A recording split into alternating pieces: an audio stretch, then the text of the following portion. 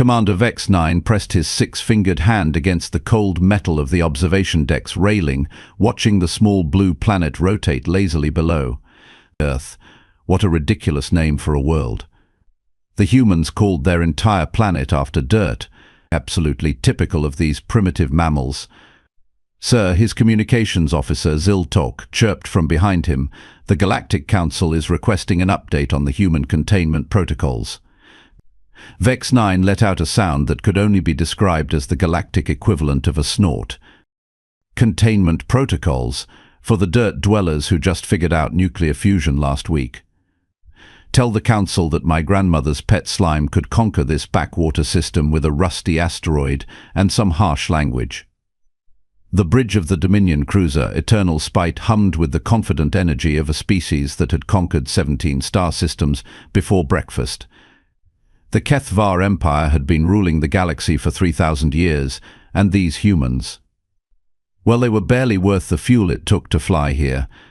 "Permission to speak freely, sir?" asked Lieutenant Q-Cax-2, his tactical officer who looked like a cross between a mantis and a very disappointed accountant. "Granted, but make it quick. I have a very important nap scheduled in 10 minutes. Sir, the humans have been unusually quiet for the past 6 months. Our surveillance shows they've been building something in their orbital shipyards. Something big." Vex-9 turned around, his 4 eyes blinking in sequence. It was a habit that made him look thoughtful, though mostly he was just trying to remember if he'd left his plasma rifle on stun or kill from the last rebellion he'd squashed. Big. Cax-2, their entire navy consists of chemical rockets and dreams. Last month they celebrated because they managed to land a robot on their own moon without it exploding. Their idea of advanced warfare is throwing sharp sticks really hard.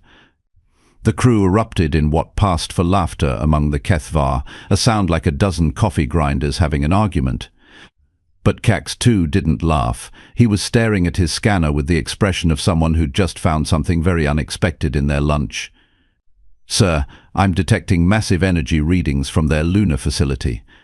Power signatures that, well, they shouldn't be possible with their technology level." "Oh, for the love of the void," Vex-9 muttered, stomping over to the tactical station. His boots made metallic clanking sounds that echoed through the bridge like an angry tap dancer. "Show me." The main screen flickered to life, displaying a detailed scan of human space. Earth hung there like a blue marble, surrounded by the usual collection of satellites, space stations, and what appeared to be several thousand pieces of junk the humans called space debris. But everyone else called evidence of terrible piloting. But there, on the far side of their moon, something new gleamed in the artificial light of the scanner. It was enormous, stretching nearly 100 kilometers across the lunar surface. Cables, electromagnetic coils, and what appeared to be enough power generators to light up a small star. "What in the name of the great devourer is that thing?" Vex-9 whispered. "Unknown, sir, but the energy readings are concerning." "Concerning?" "It's humans, Cax-2. Their most advanced weapon is a pointed stick with a better attitude." "How concerning could it possibly be?" Before Cax-2 could answer, every alarm on the bridge started screaming at once. Red lights flashed, sirens wailed, and somewhere in the distance someone's coffee mug fell over and made a tragic clattering sound. "Contact. Multiple contacts." Ziltok shouted over the noise. "Sir, every major power in the galaxy is moving ships toward the Sol system. The hegemony, the Trade Federation, the Crystal Lords, even the hive mind is sending scouts." Vex-9 felt something that might have been concern starting to gnaw at his stomach. Or maybe it was just the questionable fish he'd had for lunch. "All of them? Why?" "Sir," Cax-2's voice had gone up about 3 octaves, "I'm reading massive gravitational distortions from the human lunar facility. Whatever they're building, it's bending space-time." "Space-time doesn't just bend because some monkey descendants point their newest toy at it," Vex-9 snapped, but his voice lacked its usual confidence. "We run a full-spectrum analysis. I want to know what these dirt grubbers think they're playing with." The minutes ticked by with painful slowness. The bridge crew worked with the frantic energy of beings who were starting to suspect that their afternoon might not go according to plan. Finally, Cax-2 looked up from his console, his mandibles clicking nervously. "Sir, according to our analysis, the humans have constructed what appears to be a magnetic acceleration system of unprecedented scale. The power requirements alone should be impossible with their technology, but somehow they're drawing energy directly from their planet's magnetic field and, sir, this is insane. They're using quantum tunneling to bypass traditional energy limitations." Vex-9 stared at him. "That's impossible. Quantum tunneling on that scale requires mathematical models that these primates haven't even dreamed of yet. Last week they were celebrating because someone figured out how to make their coffee machines work better." "Sir," Zil-Tok interrupted, "incoming transmission from Admiral Krex Prime of the Hegemony Fleet. He's requesting immediate conference with all sector commanders." The main screen shifted to show the imposing figure of Admiral Krex Prime, whose species looked like someone had crossed a shark with a very angry filing cabinet. His scarred face bore the expression of someone who'd spent his entire military career conquering lesser species and was not enjoying his current state of confusion. "Commanders," Krex Prime's voice boomed across the communication channel, "I trust you're all monitoring the situation in the Sol system. Our science division has completed their analysis of the human construction project." "And?" asked Commander Thick-7 of the Crystal Lord's fleet, her voice like wind chimes made of anxiety. "It's a railgun," Krex Prime said simply. The silence that followed was the kind of silence that happens when someone announces that the laws of physics have decided to take a vacation. "A railgun?" Vex-9 finally managed. "Admiral, with respect, humans build railguns the way children build sand castles. Small, crude, and they fall apart when you look at them funny." "Not this one," Krex Prime replied grimly. "This railgun is 157 kilometers long. It's powered by tapping directly into their planet's magnetic field, uses quantum tunneling to achieve relativistic velocities, and according to our calculations, it could accelerate a projectile to approximately 97% the speed of light." Another silence. This one was the kind of silence that happens when everyone realizes they might have made a terrible mistake. That's not possible," whispered Commander Yilnex of the Trade Federation. "Our most advanced railguns can barely achieve 10% light speed, and those require the power output of an entire solar array." "Tell that to the humans," Krex Prime said. "Our intelligence reports indicate they've been working on this project for less than 2 years. 2 years. It took us centuries to develop comparable technology, and theirs is already superior." Vex-9 felt something cold crawling up his spine. What kind of projectile are they planning to fire? Known, but given the energy levels involved, it doesn't really matter. At 97% light speed, they could fire a rubber duck, and it would hit with the force of a small star going supernova. The communication channel erupted in nervous chatter as commanders from across the galaxy tried to process this information.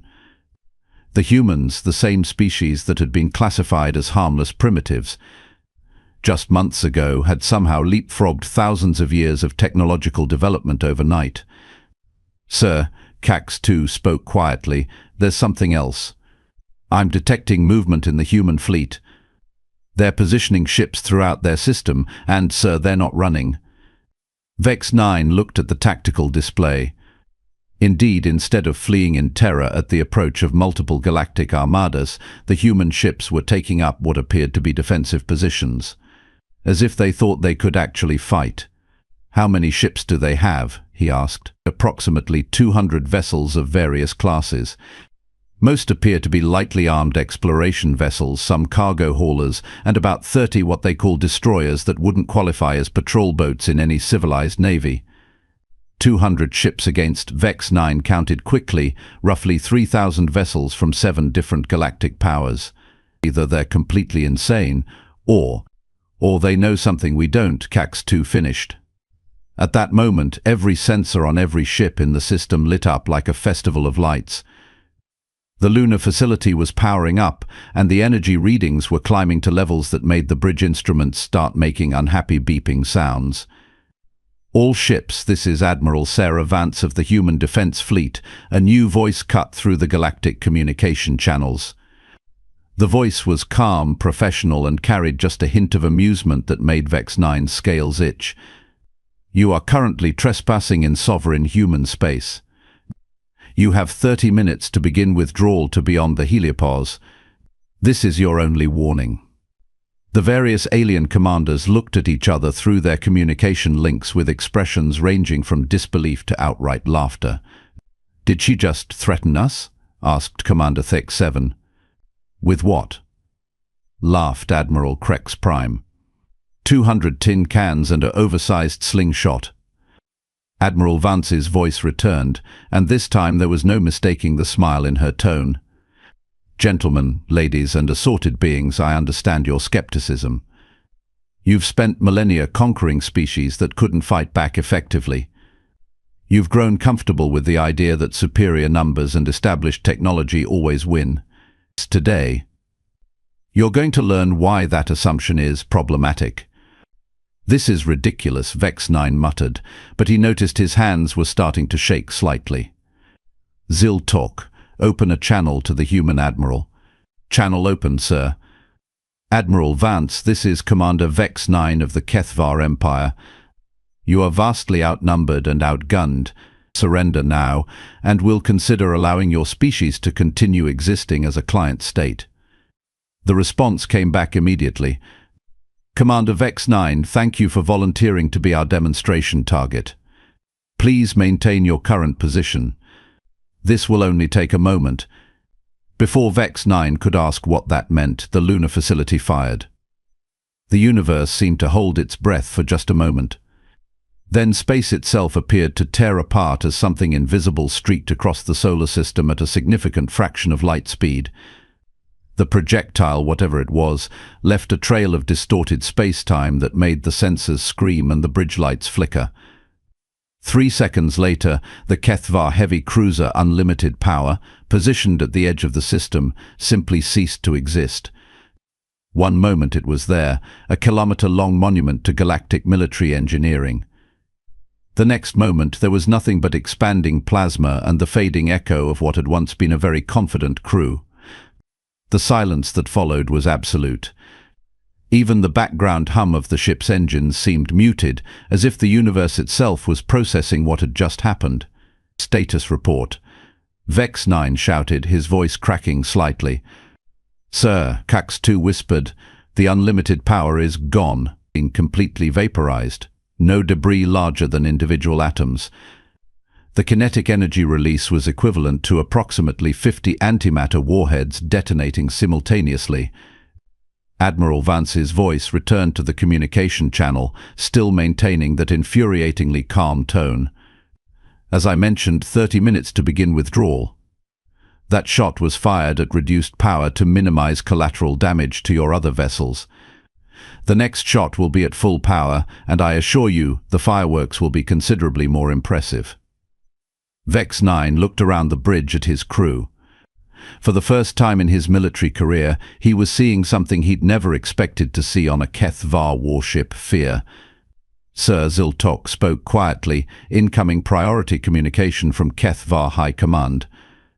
They're requesting immediate tactical assessment and recommendations for dealing with the human threat. "Threat?" Vex 9 laughed, but it came out sounding more like a sob. 28 minutes ago, they were barely worth our attention. Now High Command is calling them a threat. Sir, what are your orders? Vex 9 stared at the tactical display showing the positions of all the fleets that had come to subjugate humanity.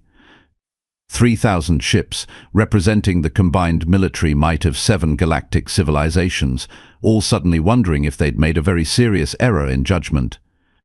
Orders, he repeated. Cax 2, in your professional military opinion, what would happen if that railgun fired at our current position? Sir, based on the energy readings and the demonstrated effect on the unlimited power, a direct hit would eliminate not just our ship, but probably every vessel within a 50-kilometer radius. The shock wave alone would cripple anything within 500 kilometers. And they have how many shots available? Unknown, sir. But given the power generation capabilities we've observed, potentially dozens, maybe hundreds. Vex 9 closed his 4 eyes and tried to think. This was supposed to be a simple intimidation mission.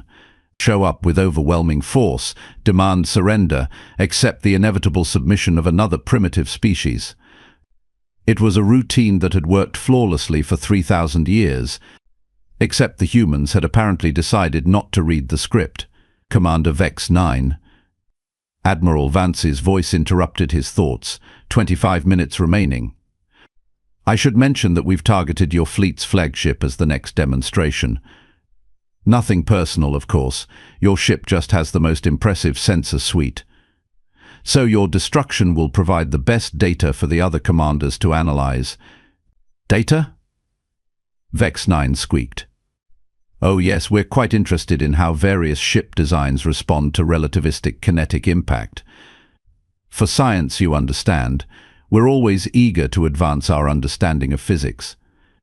The human admiral was talking about vaporizing his ship like it was a research experiment, with the casual tone someone might use to discuss the weather. Sir, Cax 2 said urgently, the other fleets are starting to move. The Crystal Lords are pulling back to minimum safe distance. The hegemony forces are, sir, they're retreating to beyond the asteroid belt. Vex 9 opened his eyes and looked at the tactical display. Indeed, ships throughout the system were beginning to move away from their original positions. Not fleeing exactly, but definitely implementing what military strategists politely called tactical repositioning. 20 minutes, Commander Admiral Vance announced cheerfully. I do hope you're using this time productively, perhaps reviewing your life choices. That was it. Vex 9 had reached the limit of his capacity for cosmic irony for one day. All ships, he announced over the fleet communication channel, implement immediate withdrawal to safe distance. Maintain defensive posture, but do not, under any circumstances, fire on human vessels unless directly fired upon. Sir, Cax 2 asked quietly, what constitutes safe distance? Vex 9 looked at the energy readings from the lunar facility, still climbing as the humans prepared their next shot. I honestly have no idea, but I suggest we find out very quickly. As the Eternal Spite began its withdrawal, Vex 9 couldn't help but wonder how he was going to explain this in his report to High Command. How do you tell your superiors that the species you came to conquer had just redefined the rules of galactic warfare in the span of a single afternoon? The answer, he suspected, was very carefully. 15 minutes later, the bridge of the Eternal Spite resembled a therapy session for traumatized military officers. Vex 9 had stopped pacing and was now sitting in his command chair, staring at the tactical display with the expression of someone trying to solve an impossible puzzle. Sir, Ziltok announced, we're receiving communications from fleets across the galaxy. Word of the human demonstration has reached the outer territories. Of course it has, Vex 9 muttered. Nothing travels faster than bad news, except possibly whatever the humans just fired at the unlimited power. Admiral Vance's voice crackled over the communication system again. Attention all vessels. 10 minutes remaining. I should point out that our targeting systems have now locked onto 3 additional ships as potential demonstration subjects. The selection process was quite scientific. We chose the ones with the shiniest hulls. Cax 2 made a choking sound. Sir, our hull was just polished last week. I noticed, Vex 9 replied grimly. Suddenly, the main communication channel erupted with an incoming transmission marked with the highest priority codes of the Galactic Council. The screen shifted to show Chancellor Vorth Prime, the ancient leader of the Council whose species looked like a cross between a wise old turtle and a very concerned accountant. Emergency session of the Galactic Council is hereby convened, Chancellor Vorth Prime announced, his voice carrying the weight of 3 millennia of bureaucratic authority. All fleet commanders will maintain current positions and await further instructions. Chancellor, Admiral Krex Prime interrupted. With respect, maintaining current positions may result in significant fleet losses. The humans have demonstrated capabilities that exceed our projections by several orders of magnitude. Impossible, Chancellor Vorth Prime replied, but his voice lacked conviction. Our intelligence reports clearly indicate that humans are barely spacefaring. They only achieved faster than light travel 6 months ago. Admiral Vance's voice cut through the official channel with the casual ease of someone crashing a formal dinner party. Chancellor Vorth Prime, this is Admiral Sarah Vance of Earth Defense Command. I believe you gentlemen are discussing us. The silence that followed was the kind of silence that happens when someone realizes the people they've been talking about have been listening the entire time. Admiral Vance, Chancellor Vorth Prime said carefully, the Galactic Council recognizes the sovereignty of developing worlds. However, your recent demonstration has raised concerns about galactic stability. Our demonstration. Admiral Vance laughed, and the sound made Vex 9's antennae twitch nervously.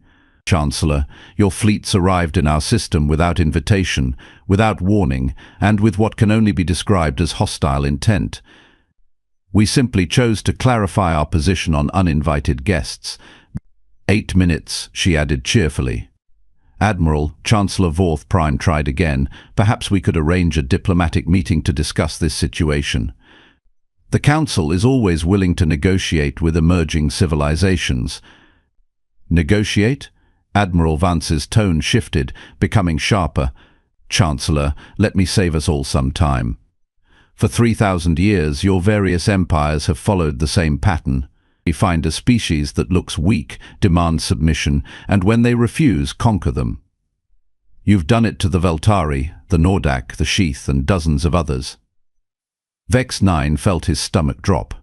The humans knew about the conquered species. All of them. However, Admiral Vance continued, we've had the benefit of studying your methods.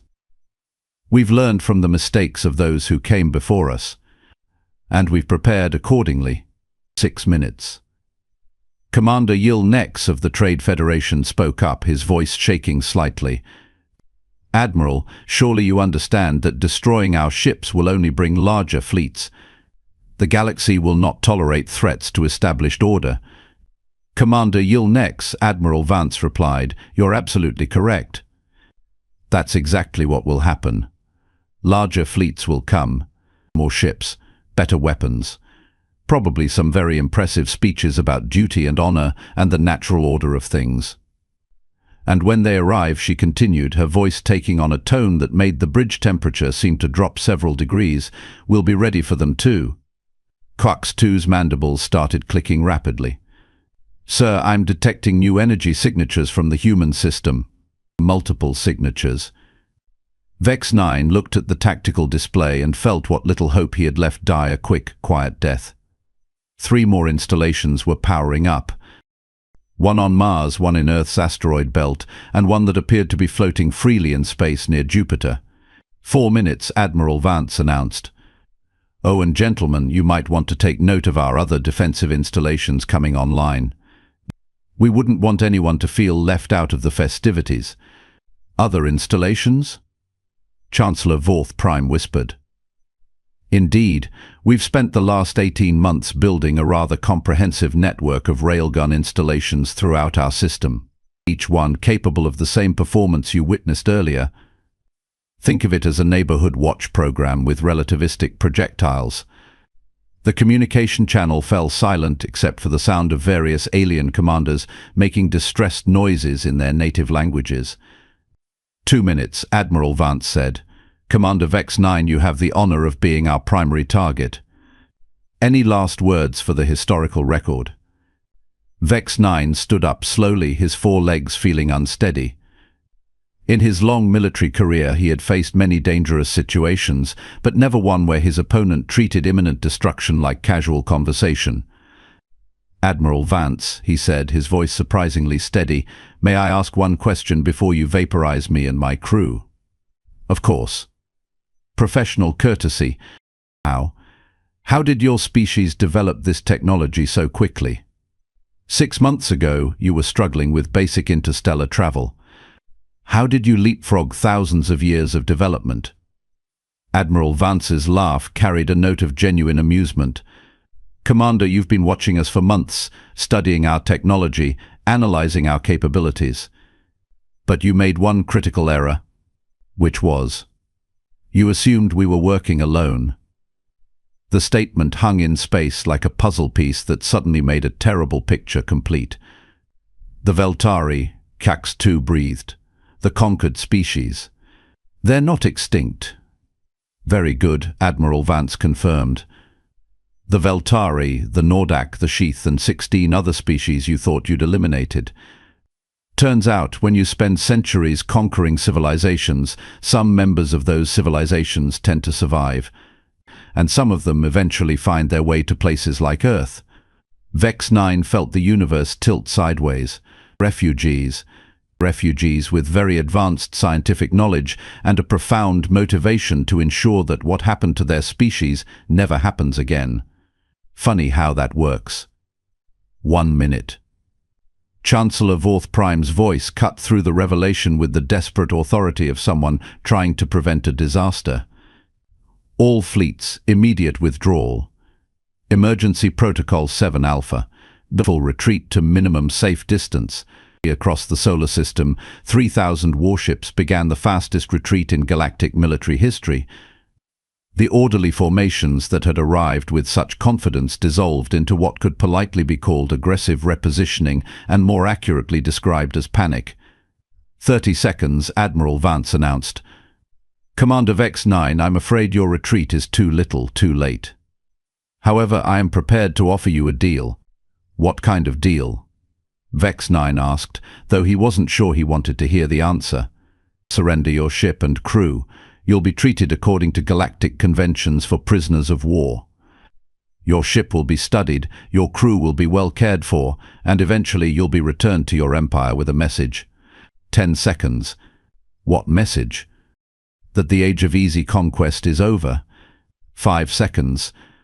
Vex 9 looked around his bridge one last time. His crew was staring at him with expressions that managed to combine hope, terror, and resignation in equal measure. 4. I surrender, he said quickly. 3. 2. 1. The lunar installation fired again, but this time the projectile streaked past the eternal spite at a distance of exactly 1 kilometer. Close enough that the ship's sensors screamed warnings about gravitational distortion and electromagnetic interference, but far enough away that they remained intact. The projectile continued its journey across the solar system and struck an uninhabited asteroid approximately the size of a small moon. The asteroid didn't explode, it didn't shatter. It simply ceased to exist, leaving behind a rapidly expanding cloud of superheated plasma and a lot of very disturbed space-time. Well, Admiral Vance said cheerfully, that was refreshing. Commander Vex 9, please prepare for boarding. The rest of you gentlemen have approximately 12 hours to clear our system before we start getting impatient. Admiral, Chancellor Vorth Prime interrupted. The Galactic Council demands immediate negotiations to resolve this crisis. Oh, there will be negotiations, Admiral Vance replied. But not the kind you're expecting. You see, we've been in contact with the free colonies, the refugee settlements, and the resistance movements throughout your territories. Turns out your empires aren't as stable as you thought. The tactical display suddenly lit up with new contacts throughout the galaxy. Dozens of systems that had been marked as pacified were showing signs of massive fleet movements. Not toward Earth, but toward the capital worlds of the various empires. What is this? Admiral Krex Prime demanded. Revolution, Admiral Vance said simply. We've provided our new Railgun technology to every resistance movement and refugee fleet in the galaxy. By our calculations, your home systems are currently under attack by forces equipped with weapons identical to ours. The communication channels erupted in chaos as commanders frantically tried to contact their home fleets, only to discover that their long-range communications were being jammed by sources unknown. Impossible. Chancellor Vorth Prime shouted. You cannot have distributed such advanced technology so quickly. Chancellor, you really need to pay better attention. We've been talking to the survivors of your conquests for over a year. Did you think they'd just sit quietly while you planned to add another species to your collection? Vex 9 slumped in his command chair, finally understanding the full scope of what had happened. The humans hadn't just built a weapon, they'd built a revolution. The boarding shuttles are approaching your ship, Commander, Admiral Vance announced. Please instruct your crew to offer no resistance. I'd hate for anyone to get hurt during what should be a perfectly routine prisoner transfer. Through the bridge viewports, Vex 9 could see the sleek human shuttles approaching. They moved with the confident precision of a species that had just rewritten the rules of galactic warfare in a single afternoon. Sir, Cax 2 asked quietly, what do we do now? Vex 9 watched as 3,000 ships from 7 different empires fled the Sol system in what would undoubtedly be remembered as the most humiliating retreat in galactic history. Now, he said, now we learn what it feels like to be on the other side of conquest. And we hope the humans are more merciful than we were. As the human boarding parties docked with the eternal spite, Vex 9 couldn't help but admire the elegant simplicity of what the humans had accomplished. They hadn't just defended themselves. They'd created a cascade of liberation that would topple empires and free enslaved species across the galaxy. All with a railgun, some refugee scientists, and what appeared to be a very twisted sense of humor. Commander Vex 9, Admiral Vance's voice came through the ship's communication system one final time. Welcome to the new galactic order. I think you're going to find it quite different from what you're used to. Outside the bridge windows, the stars looked the same as they always had. But Vex 9 knew that everything had changed. The galaxy that had existed when he woke up this morning was gone, replaced by something new and uncertain. And somewhere in the distance he could swear he heard the sound of 1,000 chains breaking at once. The age of easy conquest was indeed over. The age of humans had begun,